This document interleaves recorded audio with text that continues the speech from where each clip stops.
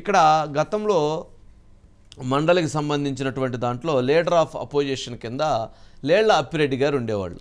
కానీ బొత్స సత్యనారాయణ గారిని leader of opposition కింద ప్రకటించారు జగన్మోహన్ రెడ్డి గారు.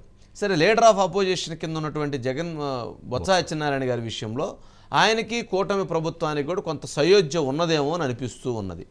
ఎందుకు ఆ సయోధ్య అంటే అది ప్రత్యక్షంగా ఏముండదు, కానీ కొంచెం పరోక్షంగా జరగాల్సింది జరుగుతూ ఉంటాయి అనమాట. దాన్ని ఎందుకు అనాల్సి వస్తుంది అని అంటే, ఆయన వైజాగ్ ఉత్తరాంధ్ర మెంబర్గా నుంచున్నప్పుడు ఆయన మీద పోటీ పెట్టలేదు. కూటమి ప్రభుత్వం పోటీ పెట్టకపోతే ఏకగ్రీవంగా ఆయన ఎన్నికయ్యారు. ఏకగ్రీవంగా ఎన్నికైనటువంటి బొత్స సత్యనారాయణ గారు ఏకగ్రీవంగా ఎన్నిక కావడానికి కారణం ఏంటి? ఆయన గెలుస్తారు అనేటువంటి అభిప్రాయం ఉంది. కానీ ఫస్ట్ టైం కూటమి ప్రభుత్వం వచ్చిన తర్వాత జరిగిన ఎమ్మెల్సీ ఎన్నికల్లో బొత్స సత్యనారాయణ గారు వైఎస్ఆర్సీపీ పార్టీ క్యాండిడేట్ ఎన్నిక జరగటం అని అంటే, ఏది ఇనానమస్గా ఇంత మెజారిటీ ఉన్నప్పుడు కూడా మరి దానికి కొంత సరే ఎందుకు అక్కడ మనం అనవసరమైన వివాదంలోకి అని చెప్పి వీళ్ళు భావించుండొచ్చు. బొత్స సత్యనారాయణ గారు కూడా ఇప్పటికే చాలా వివాదాలు చుట్టుముట్టుకున్నాయి, ఇప్పుడుకున్న వివాదాలు చాలు, మళ్ళీ కొత్తగా మండల్లో మళ్ళీ కూటమితో వివాదాలు ఎందుకు పార్టీకి అని చెప్పని కూడా భావించి ఉండవచ్చు. కొంత ఆలోచనాత్మకంగానే కొంత జరుగుతుందా అని అనిపిస్తూ ఉంది. దీన్ని దృష్టిలో ఉంచుకొని వైఎస్ఆర్సీపీ పార్టీ శ్రేణులు కానీ, వైఎస్ఆర్సీపీ పార్టీ కార్యకర్తలు కానీ, వైఎస్ఆర్సీపీ పార్టీ నాయకులు కానీ తెలుసుకోవాల్సినటువంటి ఒక ముఖ్య సూత్రం, ఒక ఫార్ములా ఉంది.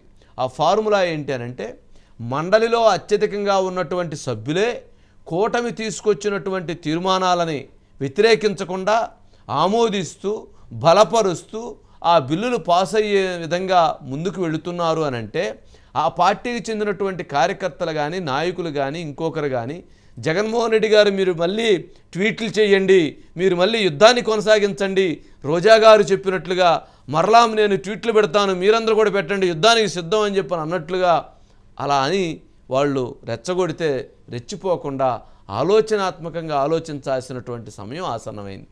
వాళ్ళ సభ్యులు ఉన్నటువంటి మండలంలోనే అత్యధికంగా వాళ్ళందరే ఈ అన్నిటికీ అంగీకారం తెలుపుతూ ఉంటే, మరి ఈ అంగీకారం మరి పార్టీకి సంబంధించినటువంటి వాళ్ళు కూడా మరి ఎమ్మెల్సీలే ఉన్నప్పుడు మరి వీళ్ళు కూడా ఆలోచించుకోవాల్సినటువంటి అవసరం ఉందేమో. రెచ్చగొడితే రెచ్చిపోకుండా ఆలోచనాత్మకంగా అడుగులు వేయాల్సినటువంటి అవసరం ఉందేమో అని అనిపిస్తుంది. అది తర్వాత అది వాళ్ళ విఘ్నత, వాళ్ళ యొక్క ఆలోచన, వాళ్ళ యొక్క పద్ధతి అని చెప్పని భావించాలి. మనం గమనిస్తే శాసన మండలి, శాసనసభ ఈ రెండింటికి సంబంధించి చాలా ముఖ్యమైన అంశాలు. 1986లో ఎన్టీ రామారావు గారు ఒకసారి రద్దు చేశారు. ఎన్టీ రామారావు గారు రద్దు చేశారు. దీన్ని మరలా రాజశేఖర రెడ్డి గారు వచ్చిన తర్వాత 2004లో మళ్ళీ పునరుద్ధరించారు. 2007 నుంచి మళ్ళీ శాసన మండలి మళ్ళీ కొనసాగుతూ వచ్చింది. ఇది మనం చూసినటువంటి ఒక్కసారి ఇది రద్దు అవటం, తర్వాత మళ్ళీ దీనికి సంబంధించి ఆమోదం జరగటం, ఇది జరిగినటువంటి హిస్టరీలో. అయితే ఇప్పుడు మనం ఒక అంశాన్ని, చాలా ముఖ్యమైనటువంటి అంశాన్ని గమనించాలి. మనం 2004లో నేను జర్నలిజంలోకి వచ్చిన దగ్గర నుంచి ఏ రోజు కూడా శాసన మండలికి ఇంత మహర్దశ పట్టలేదు. శాసన మండలికి ఇంత మహర్దశ పట్టలేదు అంటే ఎమ్మెల్సీలకి ఎప్పుడూ కూడా ఏ అంశమైనా సరే శాసనసభలోనే చర్చ జరగటం కానీ, చర్చకు సంబంధించిన అంశాలు కానీ, ఏదైనా కానీ, మీడియా కానీ, అన్ని ఏ అంశాలైనా సరే శాసనసభకి ప్రాధాన్యత లభించేది. శాసన మండలికి ఎప్పుడూ కూడా ప్రాధాన్యత అనేటువంటిది మీడియాలో కానీ, ప్రజల్లో కానీ లేదు. ఎందుకనంటే శాసనసభలో ప్రజల ద్వారా ఎన్నుకోబడినటువంటి ప్రజాప్రతినిధులు అందరూ, మంత్రులు, వ్యవస్థ అంతా మొత్తం అక్కడే ఉంటుంది. కానీ శాసన మండలిలో వీళ్ళందరూ కూడా ఎవరైతే ఎమ్మెల్యేలు అనుకోవడం కావచ్చు, లేకపోతే టీచర్స్ కావచ్చు, లేక ఇట్లా ఏదైతే పరోక్షంగా ఎన్నిక కాబడినటువంటి వాళ్ళు అత్యధికంగా ఉండటంతో, నామినేటెడ్ అయినటువంటి వాళ్ళు ఉండటంతో ఎప్పుడూ కూడా శాసన మండలికి ప్రాధాన్యత, అప్రాధాన్యత అనేటువంటి ఉండేటువంటి పరిస్థితి. గతంలో శాసన మండలికి సంబంధించినటువంటి చైర్మన్ చక్రపాణి గారు లాంటి వాళ్ళు ఒక మీడియా అందరిని పిలిచి, ఎందుకు మాకు కూడా కొంచెం సేపు లైవ్లు ఇవ్వండి, మా సభ్యులు కూడా చాలా మంచి డిబేట్ జరుగుతుంది, చక్కటి సబ్జెక్ట్ జరుగుతుంది, దీనికి కూడా ప్రాధాన్యత ఇవ్వండి, అక్కడ తిట్టుకుంటున్నారు, మా దగ్గర మంచి ఆసక్తికరమైన అంశాలు ఉన్నాయి, మాకు కూడా ప్రయారిటీ ఇవ్వండి అని అడిగినటువంటి సందర్భాలు అనేకం. మండలి వాళ్ళు బతిలాడుకునేవాళ్ళు, మా ప్రయారిటీ ఇవ్వండి, మేము మంచి సబ్జెక్టుల మీద ఉన్నాము, చెప్తున్నాము, మాట్లాడదాం. కానీ ఎప్పుడు అటువంటి ప్రాధాన్యత పాప మండలికి లేదు.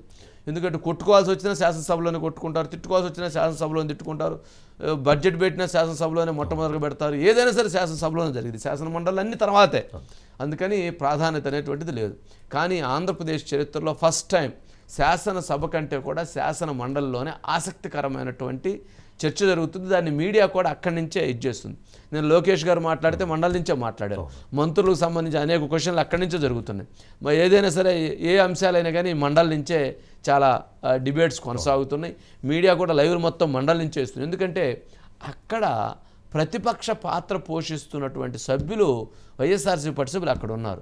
శాసనసభలో జగన్మోహన్ రెడ్డి గారు 2 క్వశ్చన్లు అడిగితే ఆన్సర్ చెప్పడానికి వీళ్ళు ఉండేవాడు. కానీ ఆయన సభని బాయ్కాట్ చేశాడు.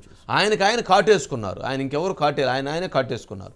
మరి మండలిలో వాళ్ళు ఉన్నారు కాబట్టి వీళ్ళు అక్కడికి వెళ్ళటం, ఆడ ఆన్సర్ చేయటం, క్వశ్చన్ చేయటం. సరే ఏదన్నా కానీ శాసన మండలికి ఒక చర్చలు జరగటం ద్వారా, ప్రశ్నలు సమాధానాల ద్వారా, లేక డిబేట్ ద్వారా, ఆర్గ్యుమెంట్స్ ద్వారా ఏదైనా కానీ శాసన మండలికి మహర్దశ కొనసాగుతుంది. ఫస్ట్ టైం చరిత్రలో ఇంతవరకు ఎప్పుడు అటువంటి పరిస్థితి లేదు. మరి ఇప్పుడు ఆ పరిస్థితి కొనసాగుతుంది అని మనం మీడియాలో చూసిన దాన్ని బట్టి అర్థమవుతున్నటువంటి పరిస్థితి. ఇక బైట్స్ ఉన్నాయి సార్ దీనికి సంబంధించి, ఒకసారి బైట్స్ ప్లే చేయండి. శాసన మండలిలో జగన్మోహన్ రెడ్డి గారి కుటుంబం గురించి మేము ఏనాడు మాట్లాడాలి. కూర్చోండి. శాసనసభ సాక్షిగా మా తల్లిని అవమానిస్తే కూర్చోమంటారా? ఆ రోజు మా తల్లిని అవమానించారు కనుకనే బాధ నడుచుకోలేక సభ బైకాట్ చేసి బయటకు వెళ్ళారు. కానీ ఎమ్మెల్యేలు ఉన్నారు ఇక్కడ. ఈ రోజు మీ ఎమ్మెల్యేలు ఎందుకు రావట్లేదు అని అడుగుతున్నా. ఒక తప్పులేని దాన్ని మీరు సమర్థించట్లేదు. ఎట్టి పరిస్థితుల్లో సమర్థించట్లేదు. ఎట్టి పరిస్థితుల్లో సమర్థించట్లేదు అన్నారు సార్. అధ్యక్ష సమర్థించట్లేదు అంటారు. ఒక్క నిమిషం. ఎవరైతే మా తల్లిని అవమానించారో వాళ్ళకి మళ్ళీ టికెట్ ఇచ్చారు, వాళ్ళు ఓడిపోయారు, అది డిఫరెంట్ స్టోరీ. బట్ టికెట్ ఇచ్చినప్పుడు సమర్థిస్తాం కాదు అధ్యక్ష. ప్రభుత్వమే ట్రాన్స్పరెంట్ గా మద్యం అమ్మకాలు చేస్తుంటే ఆ విధానాన్ని మార్చి మళ్ళీ 3,338 షాపులు అంటే 467 షాపులు పెంచి ఈ రోజు మీరు టెండర్స్ ఇచ్చారు. టెండర్స్ ఇచ్చే విధానంలో భయంకరంగా రౌడీజం జరిగింది అధ్యక్ష. ఈ మద్యాన్ని వాళ్ళ సొంత జాగీర్లాగా వాడుకున్నారు. 2,934 తగ్గించి మళ్ళీ 3,396 షాపులు పెంచింది వాళ్ళ కాదా అధ్యక్ష? యాక్చువల్ గా 10% మేము ఎవరైతే కళ్ళు గీత సోదరులు ఉంటారో వాళ్ళకి 10% షాపులు ఇవ్వడం తప్ప అధ్యక్ష. రేట్లు పెంచేసి దాని ద్వారా ప్రజలు దోచుకోవాలని చూశారు. ఇదే కాకుండా only cash payments, no online payments. ఈ క్యాష్ అంతా ఎక్కడికి వెళ్ళింది అధ్యక్ష? కళాశాలలో కావాల్సి మీ దగ్గర నేను పంపిస్తాను సార్. పులివెండల్లో హాస్పిటల్ ఒకటి కట్టారు అధ్యక్ష. ఇది హాస్టల్ కళాశాల మేము అధికారంలోకి వచ్చే నాటికి ఒక హాస్పిటల్ మాత్రం కట్టి హాస్టల్ కట్టకుండా, కాలేజ్ బిల్డింగ్లు కట్టకుండా, అమ్మాయిల కళాశాల అమ్మాయిలు హాస్టల్లో ఉండాల్సిన దాన్ని 4 గోడలు మాత్రం కట్టే అమ్మాయిలు మేము ఎక్కడ పెట్టి చదివించాలి అధ్యక్ష? హాస్టల్లో లేకుండా చదువుకుంటున్న విద్యార్థుల్ని ఏ హాస్టల్లో చేర్పించాలా, అమ్మాయిని ఏ చెట్ల కింద చదివించాలా, ఎక్కడ ఉంచాలో సమాధానం చెప్పాల్సిన బాధ్యత గతంలో ముఖ్యమంత్రిగా ఉన్న వాళ్ళకి చెప్పాలి ఉండే అధ్యక్ష. కానీ నిస్సిగ్గుగా నిర్లజ్జగా ప్రతిరోజు పారిపోతే అధ్యక్ష. చర్చలు ఉండాలి అధ్యక్ష. పారిపోవడం రాజకీయ పార్టీలు బాధ్యత రహితం. అసెంబ్లీలో ఎమ్మెల్యే గారికి ఖర్చు పెట్టారు కానీ మిగతా కళాశాలకు ఖర్చు పెట్టలేదు. ఏ పని వేగంగా జరుగుతుంటుందో, ఎక్కడైతే స్పీడ్ జరుగుతుందో అక్కడ ఖర్చు పెడతారు. అసలు ఫౌండేషన్ దగ్గర అవుతాయి ఆ కార్యక్రమాలు. అంతేగాని మండలిలో జరుగుతున్నటువంటి కొత్తగా వైసీపీ ప్రభుత్వం ఎక్సైజ్ వాళ్ళు చేసినటువంటి పాలసీని వాళ్ళు సమర్థించుకునేటువంటి పరిస్థితి ఉందంటే ఇది గొప్ప విషయం. ఏదైనా కానీ కొన్ని అంశాల విషయంలో ఆశ్చర్యంగా కొన్ని అంశాలు ఉంటాయి.